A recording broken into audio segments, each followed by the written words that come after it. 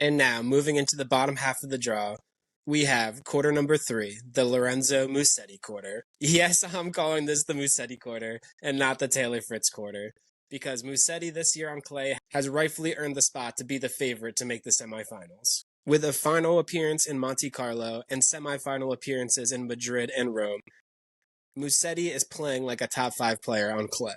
And even as the 8th seed, he is rightfully the favorite to come out of this draw. I don't foresee any trouble for Musetti until the round of 16. I think he handles Nakashima in the 3rd round pretty easily.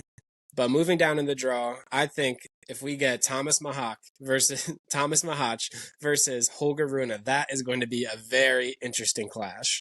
Both guys are probably going to be wearing their shorts so high that they look like they're wearing Speedos, but I think that would be an incredible 3rd round matchup if we got that. Mahach has that elite ball striking to hang with Holger, and Holger, with his shaky form since winning Barcelona, does appear to be vulnerable here. But I have to say, if Holger shows up in Roland Garros with his best tennis, he has the quality to win this entire quarter. But in this preview, going off what I've seen recently from Holger, I actually am going to pick Mahach to beat Holger and get to Musetti in the round of 16. Where I think Musetti's defense is going to shine, and that's going to be the difference why Musetti makes the quarterfinals in this part of the draw. I don't trust Mahach's body to hold up physically later in the draw. I think Musetti, with his variations in his spin, his slice, his athleticism on defense, his elite shot making to complement that, he's going to be too much for Mahach, and he's going to make the quarterfinals. We have way too many American seeds. It should be a crime to have 4 Americans seated on one side of the bracket in a clay Grand Slam.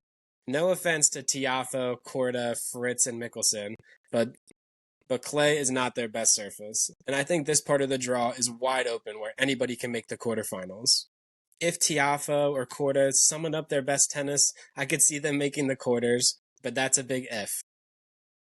If Sebi somehow can find his form here, I think I would actually like him to get to the round of 16 over Tiafoe. But Sebi could also honestly lose to Brooksby in rounds 2, so that part of the draw is a little unknown to me.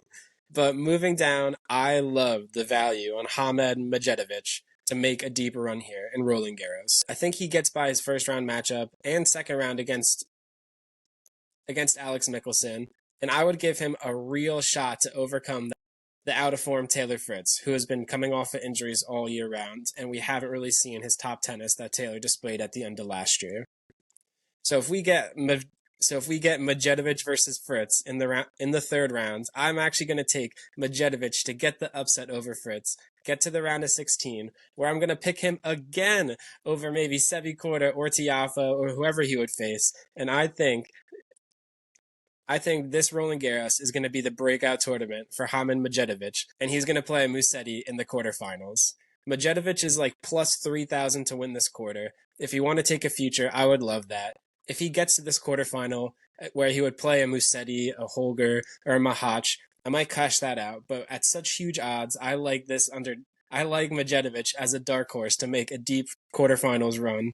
I am going to take, though, the favorite, Lorenzo Musetti, to get out of this quarter.